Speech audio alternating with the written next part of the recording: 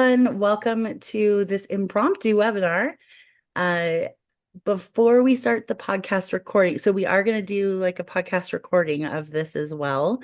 But for those of you that are live, you'll get to see the demo. So that will be awesome and not just hear it. Before we start the podcast recording, I have a bit of housekeeping for those of you that are attending live. There are two ways for you to interact during this webinar. One is via the chat. That's to talk to each other, to say, where you're calling in from or share thoughts about the presentation. Frank and I will try to keep up with this, but if you have a question for us or our guest during the presentation, please use the Q&A section.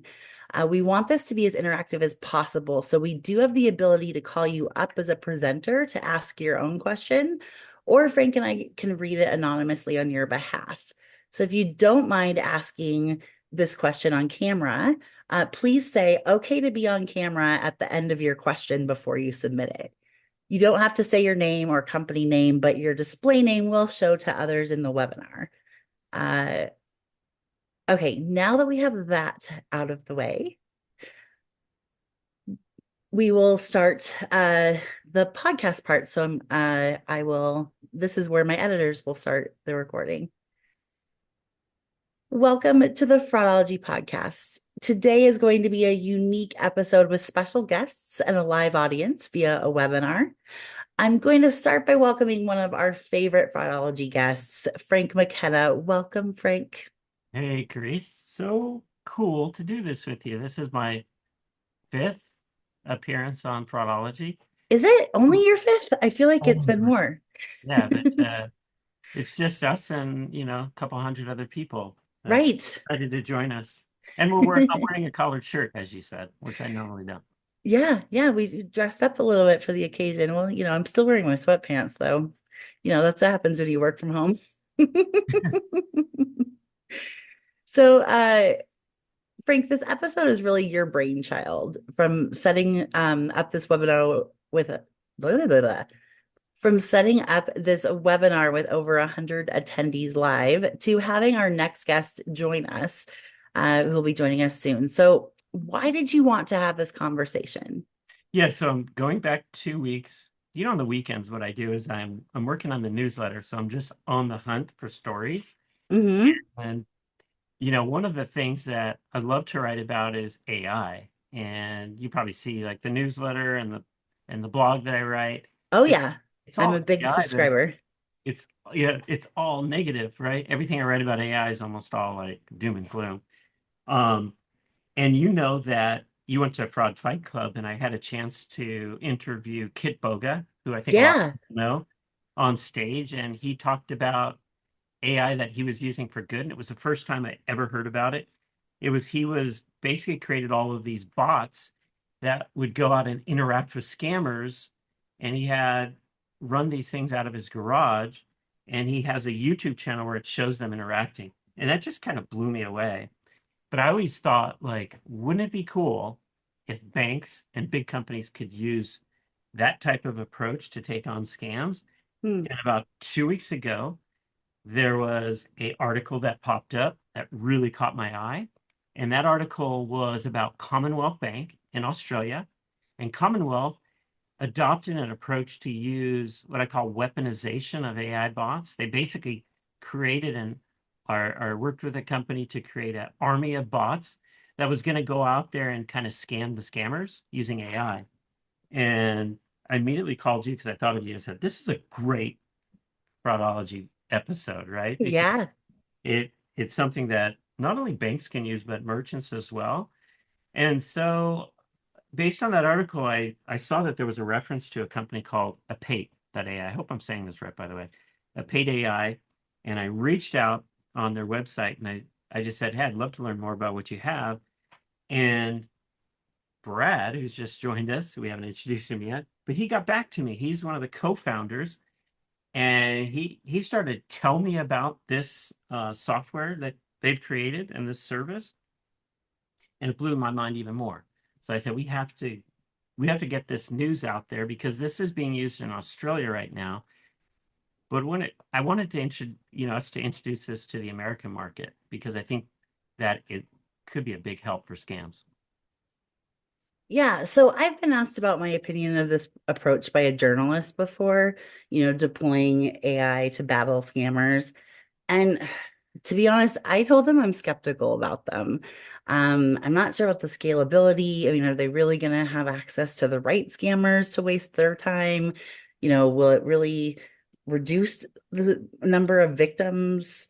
All of those different things. And so I'm really interested in learning about it. And I actually didn't attend the call that you and Brad had. It was my daughter's birthday, so I couldn't, but I think it's actually good that I didn't because I'll be seeing this for the first time. I mean, I got a tiny bit of a sneak peek yesterday when you and I ran through the slides, but um, I am a little skeptical just because, I don't know how it's going to reach all of them and if it's really going to waste their time, if it's really, all those things. But I think there's some benefit in learning about it for sure.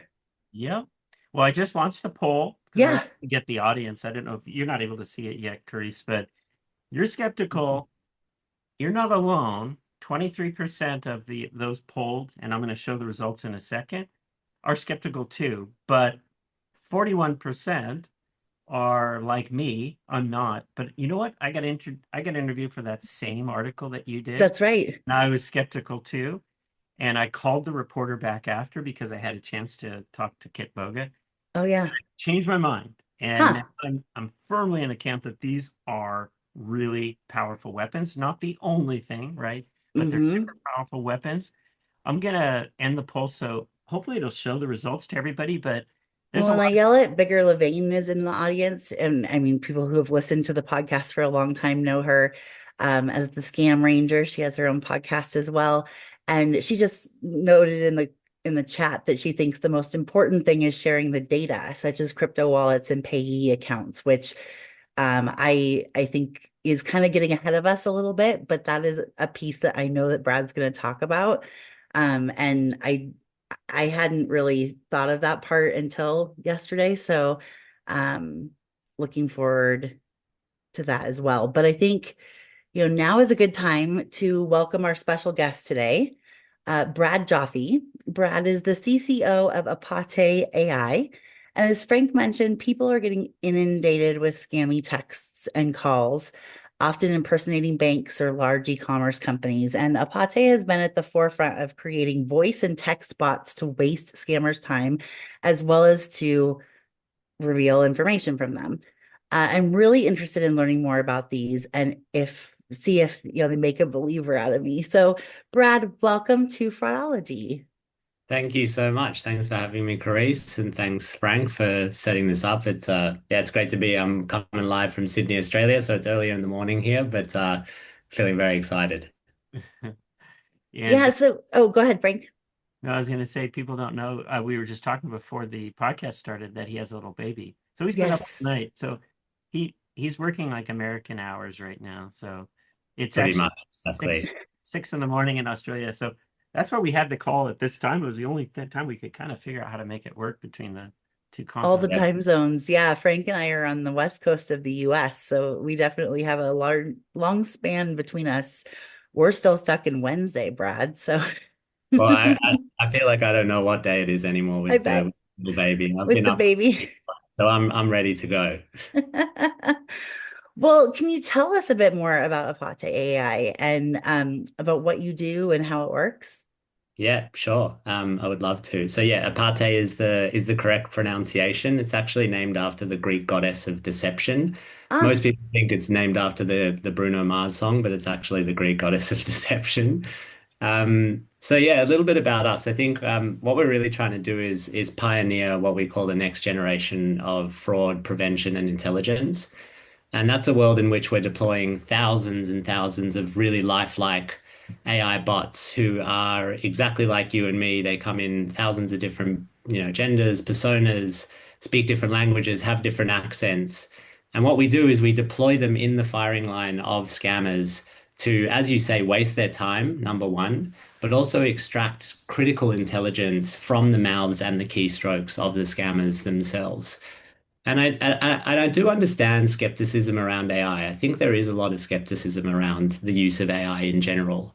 I think what we're trying to do here is give fraud teams within the partners that we're working with, so banks and telcos and crypto exchanges and governments, the ability to scale the work that they are already doing. That there is so much intelligence gathering that goes on in these large organizations. And I think you're right. I think there's no silver bullet when it comes to scam and fraud, but I think we can be a really powerful tool because we believe we're sitting on a really, really unique data set. And as I said, that data set is real-time information from the mouths and the keystrokes of the scammers themselves that they're very happy to provide to us because they think in their mind they're actually speaking with a real victim. So they're very, very happy to tell us what account details they're using, what crypto wallets they're using, their name, their addresses, their dog's name, their friend's name, all of these different things that you wouldn't usually get just by more of the after fact reported scams, which is traditionally historically how scams have been defended against. Someone gets scammed, it gets reported to their bank or their telco or whoever it is, their merchant. Um, the merchant or the bank or the telco does investigations. They hopefully put in place some safeguards to make sure it doesn't happen again. I think what we can do is almost, you know, divert all of that and just go straight to the source. And we get all the information from the mouths of the scammers themselves.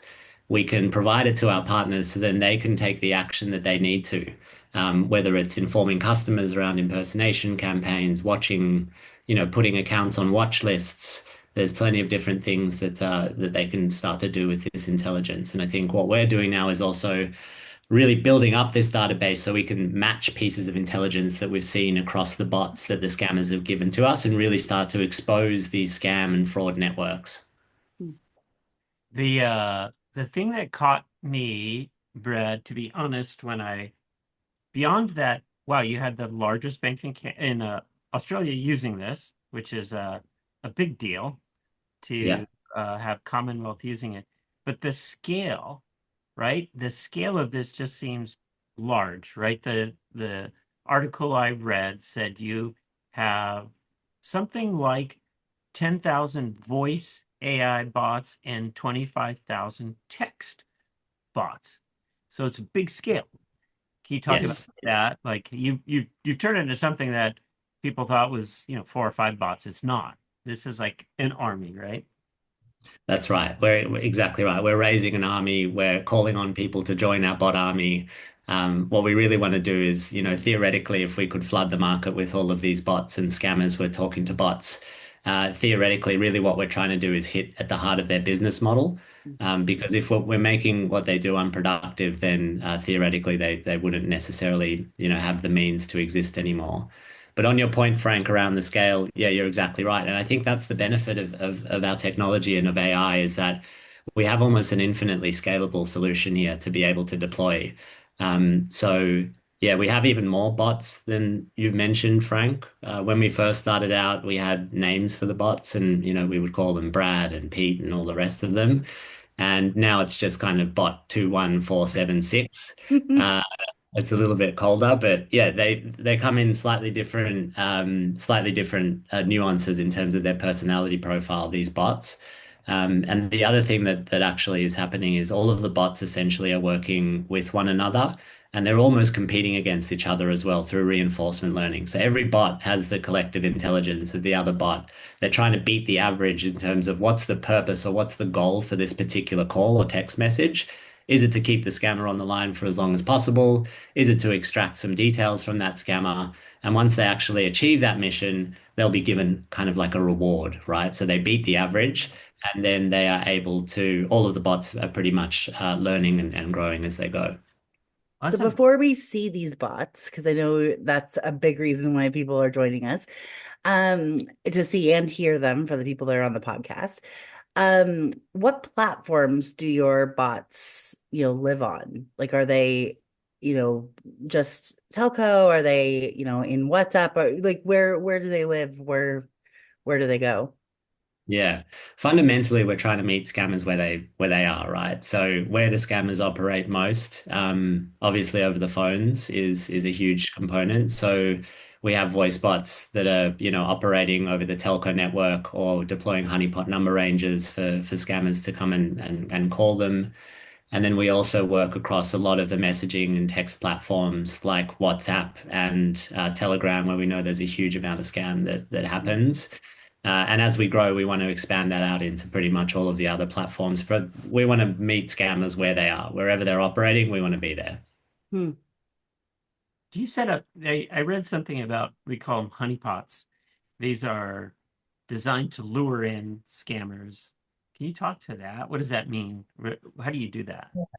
Yeah, so I don't want to give away too much of the secret sauce, but you're exactly right, Frank. It's how do we attract scammers to some of the activity that we're doing? How do we make it seem like our bots are real victims so that they engage with the bots? So there are a number of different tools and techniques we use for that. I won't kind of disclose too much of that. But we can look at kind of polluting some of those numbers so they look more attractive, or we can maybe breadcrumb them in certain parts of the world or certain parts of the internet where we know that scammers are operating. So, yeah, there's quite a few different ways that we'll do that. Hmm, that's really interesting. Maybe you should put my phone number in because I have right now three different pig butchering texts this morning. Yeah, So I'm on some exactly. workers list somewhere, but Yeah. Be careful what you wish for as well, right, Frank? And that's actually a really good point because what we see is the bots, not only do the bots get better as they're out there and they're learning the different scam typologies and they're adapting, but what we see is that when you start engaging with a scammer, often other scammers will come and start to engage with you through that number. Or if you're in a particular WhatsApp or Telegram group, you're probably going to get invites to other WhatsApp or Telegram groups. So it's actually a little bit of a snowball, which is really good. So we're ingesting more and more, and there's more velocity in terms of the scam activity that we're seeing with the bots. it's amazing. I've always thought that that's because, the first text, the pretext text that we receive, sorry, Tom, I couldn't make our tea time, or, Alice, I have to change my reservation, or whatever that text is, where they're hoping that we say, oh, you have the wrong number. I always thought that that was the person's job to find out if someone was on the other end of that phone number. And then when it was, they would then disseminate that information. Yeah, I'm Yeah. doing one of those pretexts. So this is like what you're talking about, Karisse. I don't know. I want to do a survey about how many pig butchering texts people get, but it's kind of like these messages you get like this. Can I give you the green light this afternoon? This is one that I got, And right? so you replied, yes, please. Well, I'm just Of course. trying to do what Brad's bots are doing by myself because I want to learn because a big part of this is learning from it. And inevitably they want you to go to WhatsApp, right? So then you go off of the text and then you go into WhatsApp. And I transcripted my WhatsApp conversation, which lasted it must have lasted 30 or 45 days between Aaron the scammer and this character that I created, Betty. But it's interesting because what I found out was that, Brad, just like you're using AI to fool them, this scammer was using ChatGPT. And the reason I know is because on WhatsApp, you don't have line breaks and conversations, but the scammer had these line breaks, meaning that they're cutting and pasting off of ChatGPT. So Yeah. this we've gotten into this world where it's like AI versus AI and people caught in the middle of it. But this is the stuff that millions of people are getting and which is causing kind of a lot of the influx in these. Um, so yeah, that's that pretext. I don't know if everybody gets those texts. I get them like all day long. Mhm. Yeah. We just Yeah. had a question come in, Brad. How do you keep from cross-contaminating real entities from decoys? Is So that in a terms question that you can answer? Yeah, of course. So there's a couple of different ways that we will do that, but theoretically, especially across our text conversations, a lot of the time what we're doing is we're getting confirmed scam numbers that we will ourselves source a lot of that intelligence. Sometimes we'll actually work with some of our partners as well. So we do work with different partners to have an intelligence feed into our system to understand where the scammers are operating, what the phone numbers that they're using are, what the groups that they're using are. So there's a very, very high degree of confidence in terms of when we actually engage with one of the scammers. Then what we do is we actually look at the conversation itself. So we're analyzing the conversation constantly. And Mm, because we've been out there for a few years doing this now, we become very, very good at spotting what kind of conversations are scam conversations versus what kind of conversations are genuine conversations. if on the odd chance we do find out that this is actually a genuine conversation, we just cut it and we don't engage in that conversation anymore. It's a very, very similar thing to what we do on the voice side of things. So within the first few utterances of a call, within the first few turns of a conversation, we've developed what we call the false positive escape hatch, which is essentially, all right, this actually sounds like a real person trying to get hold of another real person. So what we do is we end the call within the first 10 to 20 seconds and we play pretty much a pre-recorded message. Interesting. It looks like Frank put up a question here, asking how many pig butchering scam texts you've received this year. And it went up to over 10. And so 35% said over 10. I'd love to know the people that got zero, the 23% that got zero. Yeah, that's I'd love to know how they're protecting their phone number.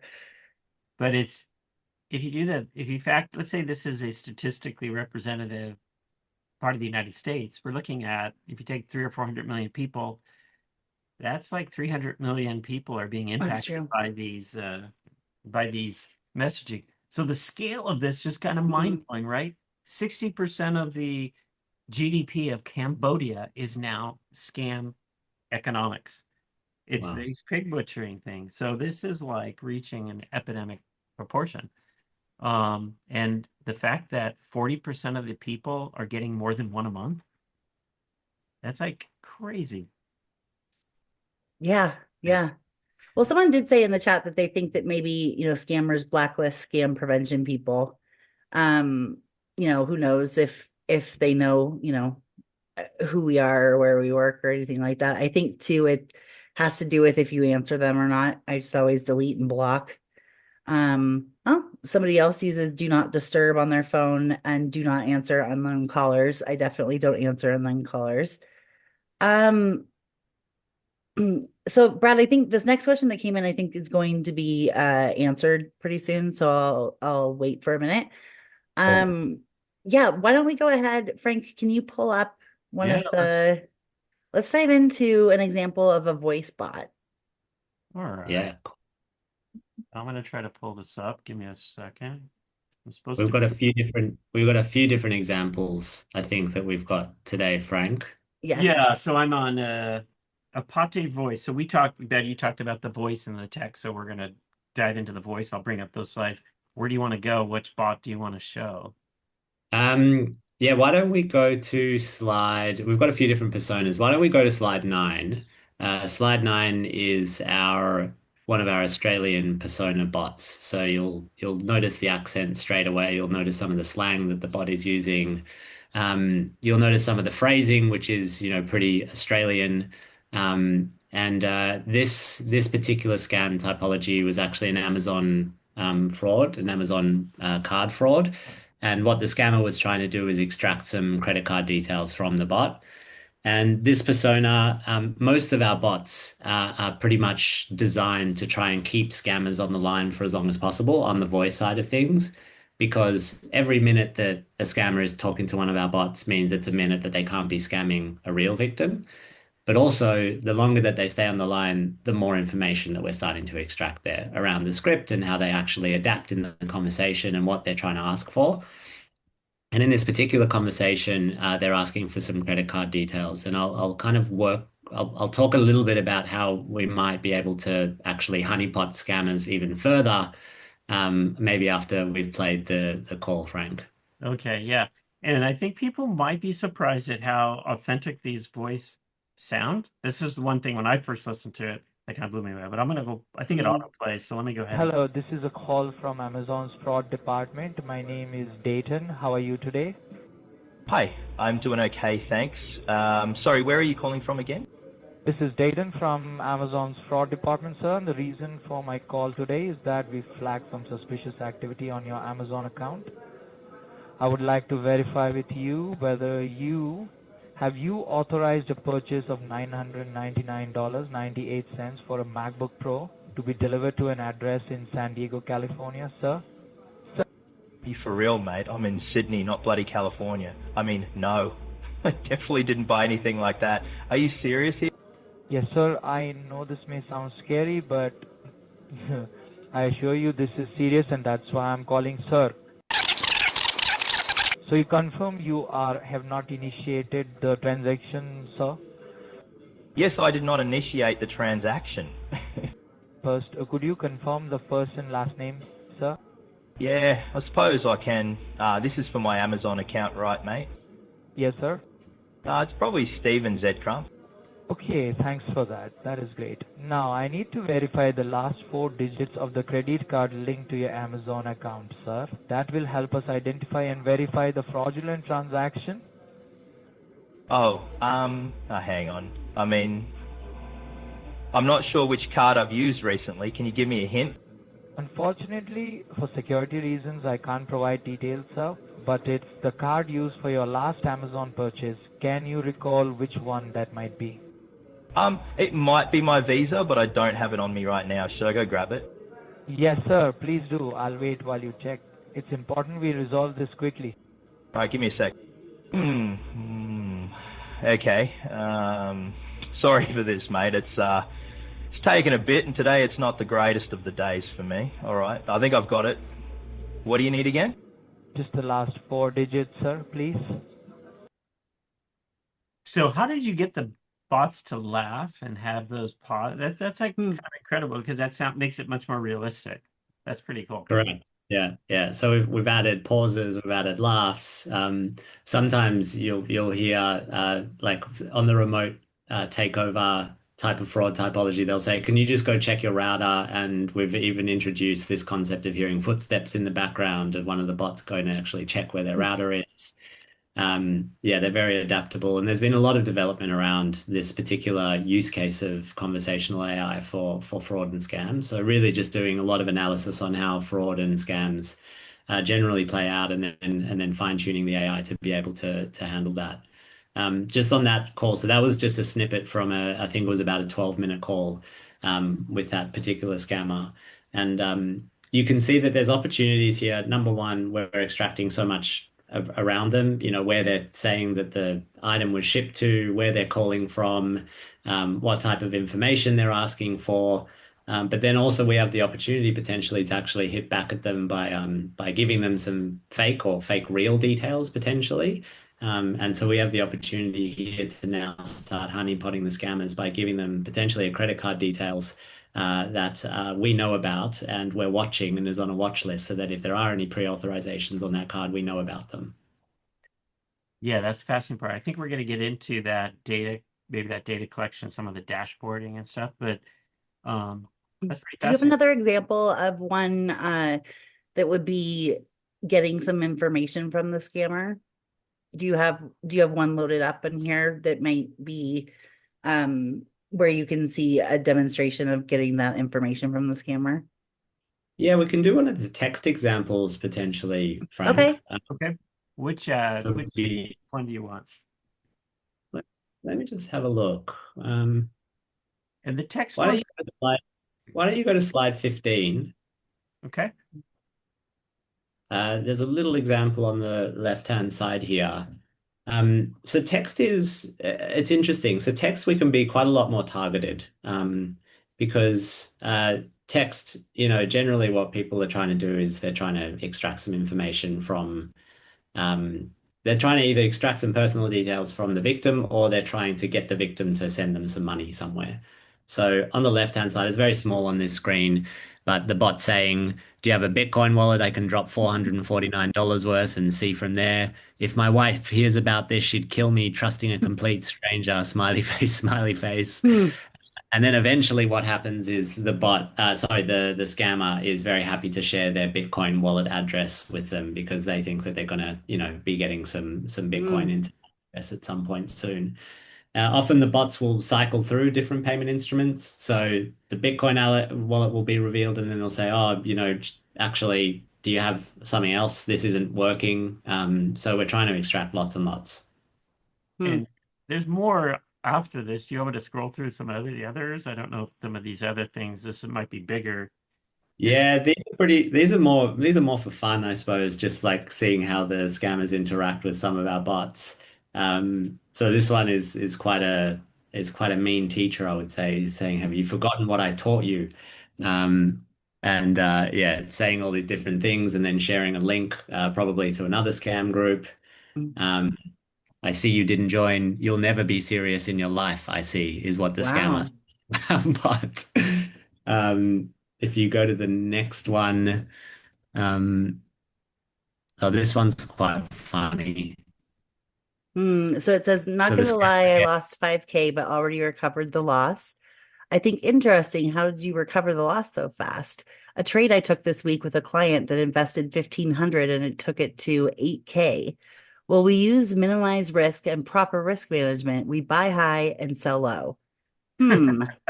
So this is the bot saying, hmm, I isn't it supposed to be buy low, sell high? Can you explain more? And the scammer says, as you see, I'm always transparent with what I do, both win and losses. But one thing is sure, the wins will always be more than the loss. Yeah. Sorry, I meant buy low, sell high. Was typing fast. Sorry if you misunderstood. Yeah. So yeah, these are obviously hilarious, but you have over 25,000 of these like out there right now, just communicating with these right. scammers. Well, and That's it's right. possible, someone just brought up in the chat, and I think someone else did earlier too, that it's possible that your bots are talking to bots as well, right? You don't know that, but it's possible that in some cases scammers are deploying AI bots to do the same thing, uh, and that you're doing in a different way.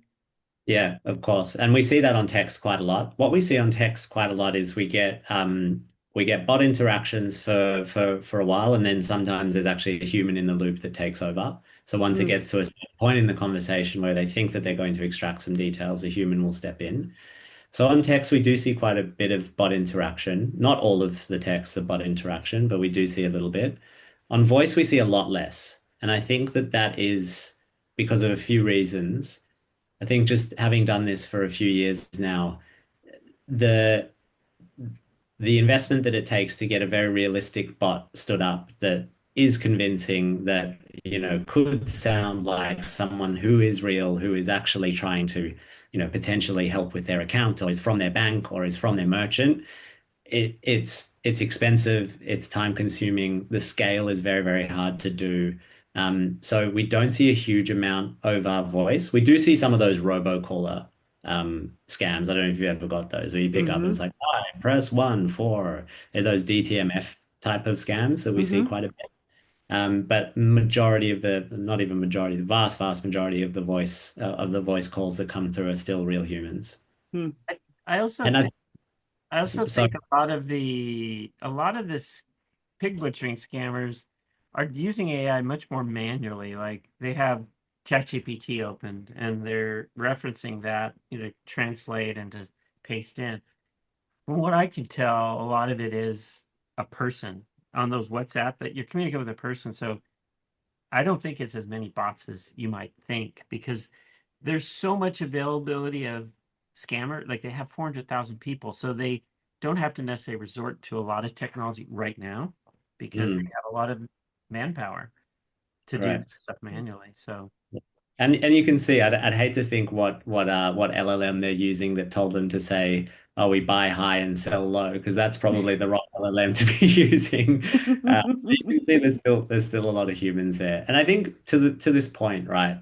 Because I'm sure a lot of people are thinking about this, which is, does it become a point in the future where it's just bots talking to bots? And potentially it does. But in that instance, we're happy. I'm happy, right? Because I can live with a world where the bots are waging a scam or in the cloud. I can't live with a world where scammers do kind of harness this technology for nefarious purposes, target individuals, potentially wipe out life savings, do this as a massive scale where there's no defense against it. And so I think in the same way that scammers are using this type of technology as a shield to some extent at the moment, sorry, as a sword, we need to use it as a shield to protect against it. mhm. So what kind of I think we talked about this a tiny bit, but what kind of information and data do your bots consume during their interactions with fraudsters? And then what do you do with this data? Yeah, so I won't go into granular detail once again because we want to keep a little bit of mystery around what we're doing. But I would kind of classify it into a few different buckets. I would say there's passive intelligence, which we are collecting, which is things like the metadata around the call or around the particular text message, where they're coming from, potentially IP addresses that we can start to look at, the scam scripts, the scam tactics. So what type of typologies are they using? Is it pig butchering? Is it an investment scam? Is it a romance scam? Is it a job scam? All of that data we're starting to ingest, and as you can tell, we're ingesting a huge amount of data. Every call, every text message becomes potentially a little nugget or artifact that we can use to help stop scams in the future. So on the passive side, yeah, it's more around like the trends and the typologies and the scripts. On what we call the active intelligence side, these are real artifacts that are useful to our partners in banking or telco or in government. And that's things like email addresses, phone numbers, URLs, payment instruments, crypto wallets, um, Venmo details, Skrill details, Western Union, PayPal, anything that these guys are using, pretty much the infrastructure that they're using to run their fraudulent activities. Sandra says these bots are way cooler than I am. But they are very. So I think then they're, what are I you think they're doing cool. with this? So Brad, what are you doing with this data? How is it then provided to the banks to help them shut down accounts and that type of thing? Yeah, so like we're doing with Commonwealth Bank and other banks, essentially what we'll do is we'll get them to join the bot army. They'll be able to deploy their own bots that we'll facilitate them with, and these bots are pretty much on a mission to go and collect intelligence for for that bank, right? So um, a lot of these banks will have very large fraud teams, depending on the size of the bank. But some of the global banks have thousands of people in their fraud team. And some of the global banks are doing a little bit of this disruption work already, using some of their analysts. And so I think what we can provide to the banks is kind of like a 50x capability and a much more scalable way at gathering this information. And not only a more scalable way, but a very, very unique data set, as I said at the beginning of the call, which is like real-time intelligence from the Mhm. mouths of the scammers themselves. So someone asked a question around crypto wallets, I think in the chat earlier. Like we're extracting crypto wallets at scale here, thousands of them.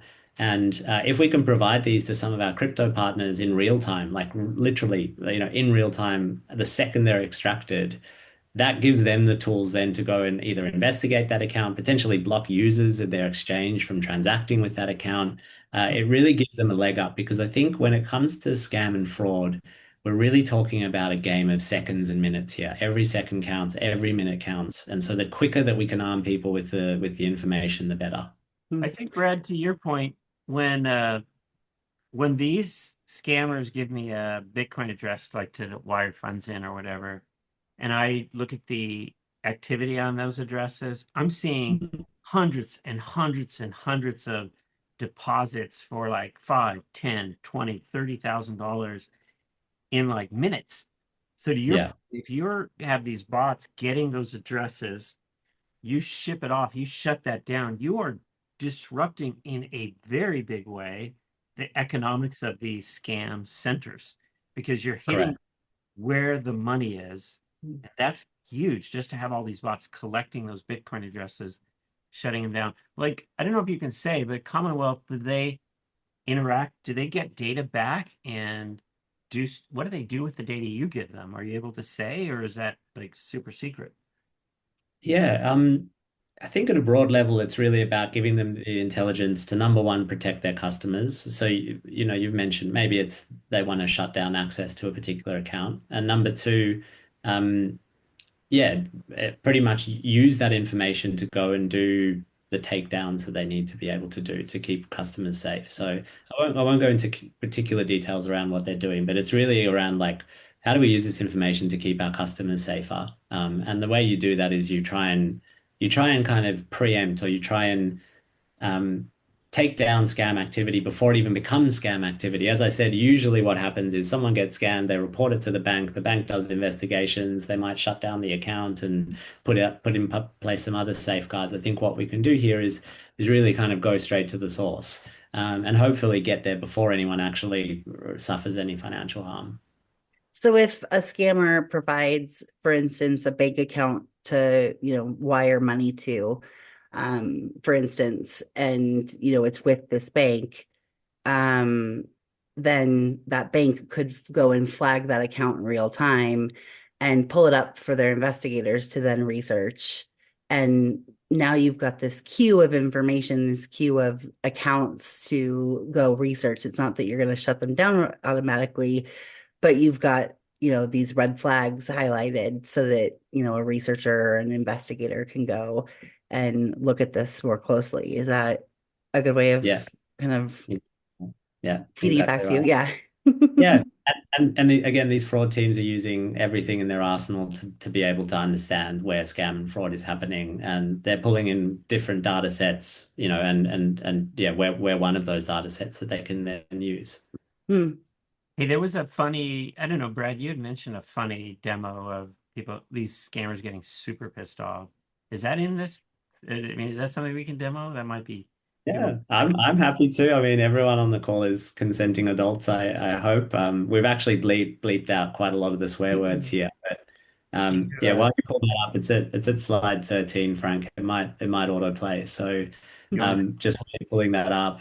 I think we're one of the only companies in the world that really celebrates when people swear when they're interacting with your tools. Exactly. Usually, that would be the worst if someone's swearing when they're interacting with your product. Right. And the other thing that we've done is we've actually built an internal dashboard, and we're going to celebrate when we get to the first million swear words from all. Nice. All right, I'm gonna play it here. Let's see what happens. Could you repeat that? I do believe that you are bloody. Is it so, sir? Are you the motherfucker? Because you bloody bastards. Oh dear, that sounds a bit intense. You are a go yourself. Are you kidding with me? I see you are feeling frustrated. Would talking about something else help? Yes. Yeah. Yeah. You. And just for clarification, that's the scammer getting frustrated with the bot, right? That they're not getting what they want. Oh, yeah. You can see the bots are pretty cool and collected. The first bot said, "Oh, that sounds pretty intense," which is a very Australian way to put it. And then the second bot goes, "Oh, I can see you're upset. Would talking about something else help?" So someone said, I'm not clear on how you choose the best place to deploy your bots for specific customers. What evidence can you give your customers that you are targeting scammers that are targeting your customers? And your customers being the banks, the crypto wallets, the payment methods, all the companies that are being impersonated. Yeah. You'd be surprised how much information is out there that are specific, like campaigns that are targeting particular organizations. So I think it comes down to how do we actually gather that intelligence in the right way possible. So the way that the bots interact and the success of the bots and what they're extracting to some extent also relies on what data we're feeding into the bots to be able to go out and understand where scams are happening. So we're doing lots of different things. We're crawling a bunch of different sources to understand where those scams are happening. Particularly if there are impersonation campaigns of particular scams, and then we're deploying bots, particularly in those scam groups, in those one-on-one numbers that we're starting to extract. On the voice side of things, it's a little bit different. So on voice, a lot of the time, the scammers are pretty much indiscriminately targeting customers using auto dialers and things like that. There's obviously some social engineering scams and pig butchering and all the rest of it, but a lot of those mass telco scams are auto dialers where they're dialing thousands of numbers a second. They don't even know that they're dialing a number, it's just pick up and then they read their script. In that case, what we're doing is we're gathering a lot of that data, and then if we can integrate with a telco, we can share the data with who is relevant, right? So if there's an impersonation campaign targeting a particular bank, we'll know about it in real time, and we can share that with them in real time. And then we can also look at some of the honeypotting that we're doing by getting specific number ranges, potentially polluting those numbers so they look more attractive to scammers, and trying to get some of the information there. The So, oh, go ahead, Frank. No, I was gonna say, I'm just gonna launch a poll if you guys are okay with it. It's I want to. Banks have invested a lot in fraud, and in the U.S. here, scam and the investment scams hasn't been as much. So I just want to launch a poll. I just want to get an audience feedback if people are investing in scams now in this year. Investing in scam prevention. Prevention, yeah. Just wanted to clarify. I just want to see Like how when you say you work in fraud and you're like, prevention, prevention. Yeah.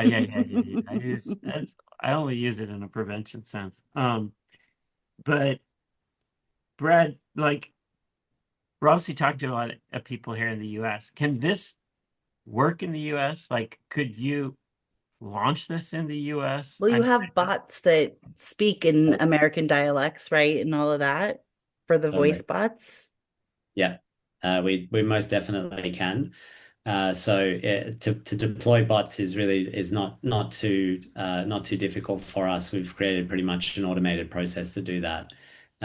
So it's really around finding the right partners to work with in the US. So would love to have a conversation with anyone who's interested in finding out a little bit more. But from a technological perspective, no roadblocks whatsoever.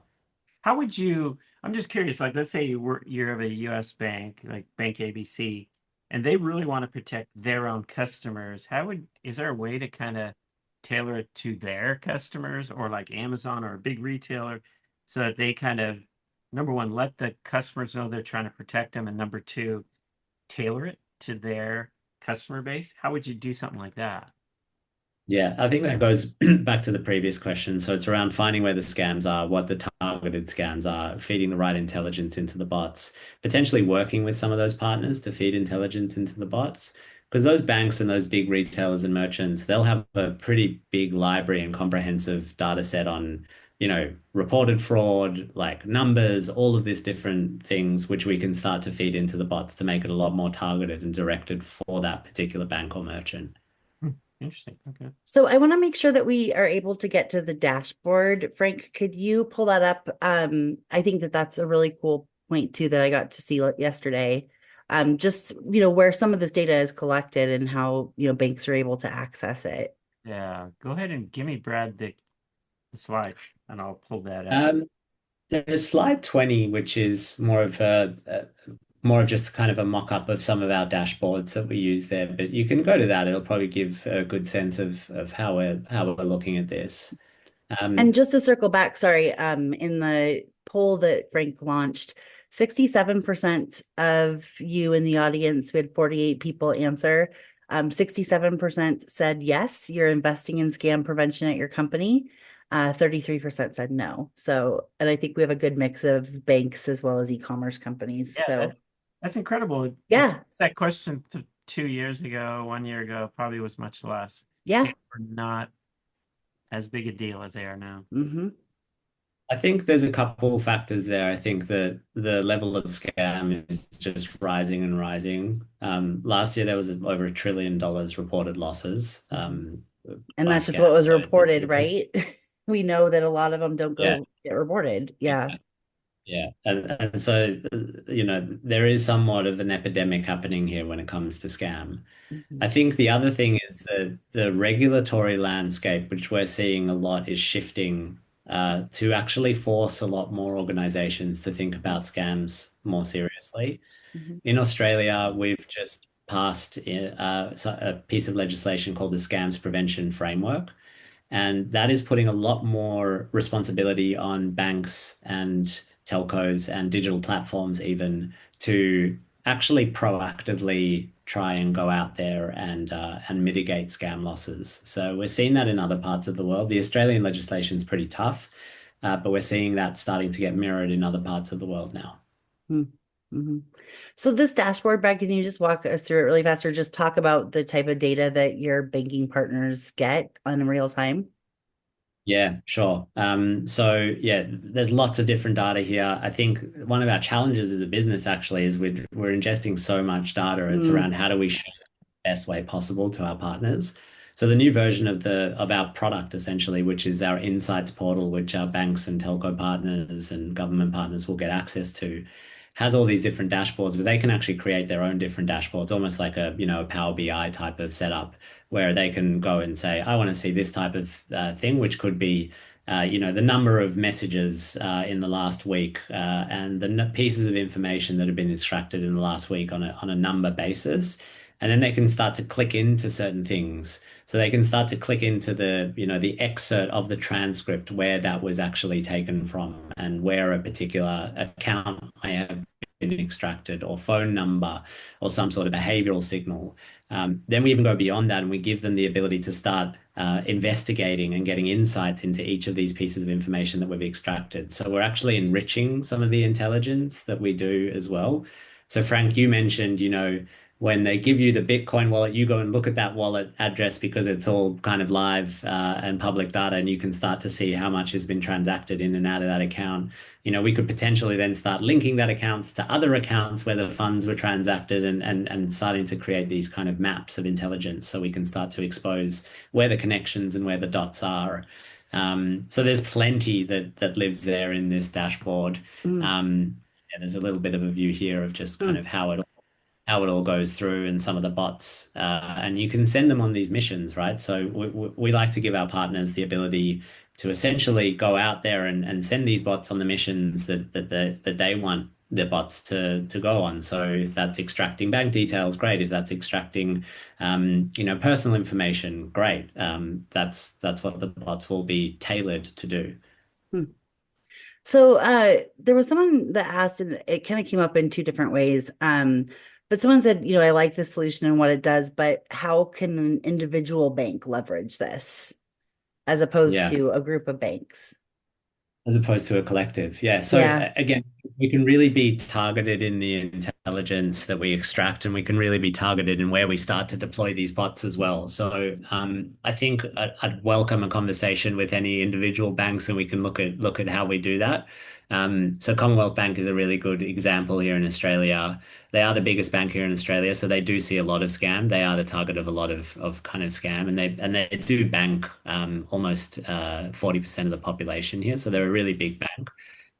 But small individual banks, there's definitely still a way that we can help, I suppose, just give their fraud teams, if they have a fraud team, just a bit more of firepower to be able to go out and do some of this intelligence extraction and disruption. Yeah, I guess we should say that, because Frank and I put out this webinar invite publicly, that there's only so much you can share publicly, especially about how you are able to target specific scammers, and how your honeypotting works and all of that. So certainly if anyone would like to know more specifics for their company, they can absolutely reach out to you. And that's a really good time for you to share your email address, Brad, before we end this webinar. Yeah, cool. So you can reach out to me at Brad, B-R-A-D, at Apate, A-P-A-T-E.ai. Or you can reach out via the website. So our website is www.apate.ai.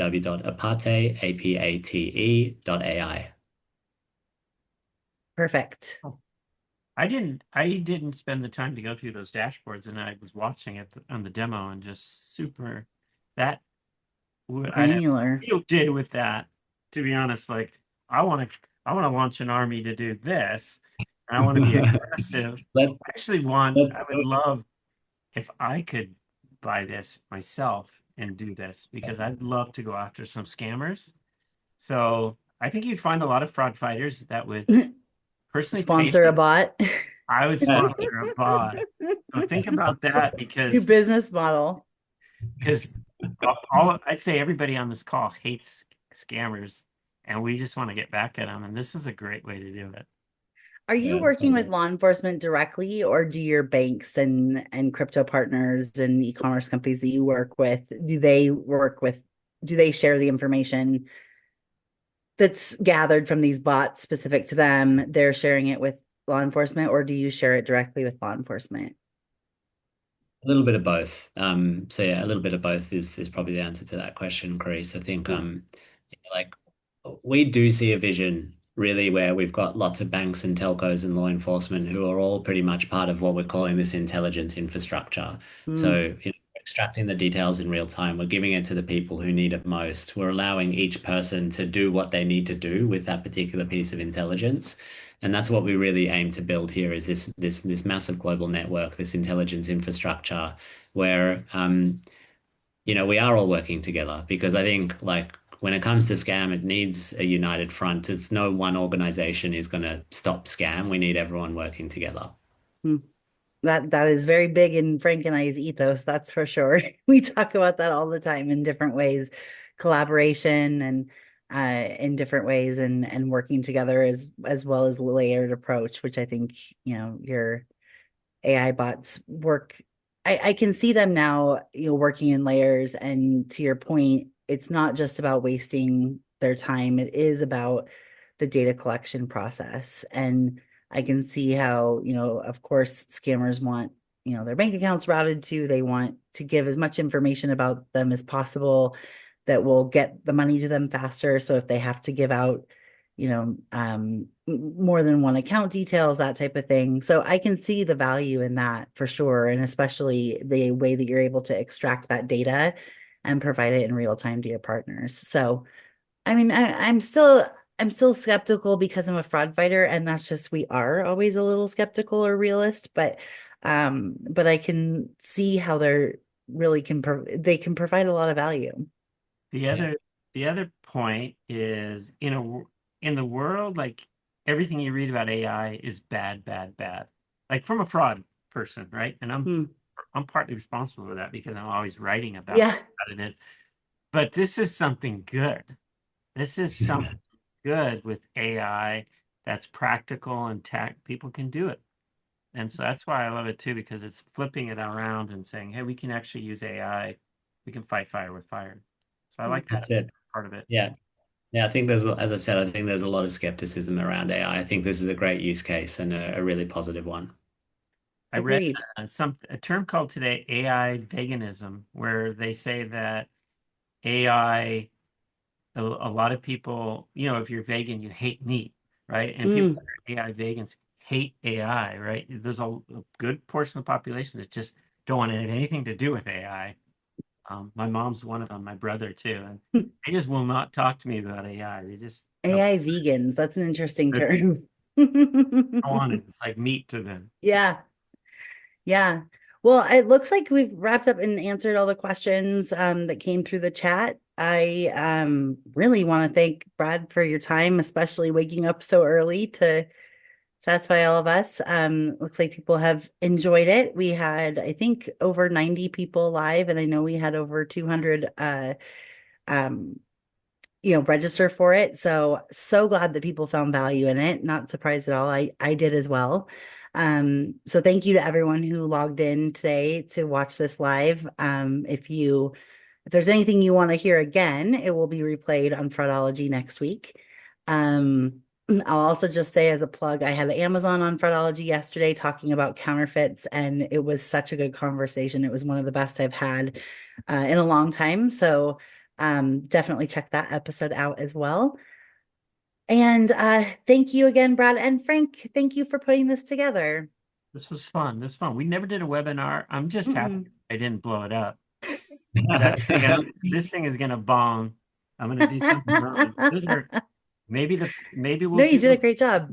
Maybe you'll do another Fraudology live. Yeah, I'm happy to do them anytime. If anyone in the audience has, suggestions for another episode live like this, I'm happy to do them. They're lots of fun for me too. Cool. Right. Thank you so much, guys, Well, for inviting me. thank you again. Thanks, Brad. Cheers. Enjoyed it. Yes, Bye. me too. Bye, everyone.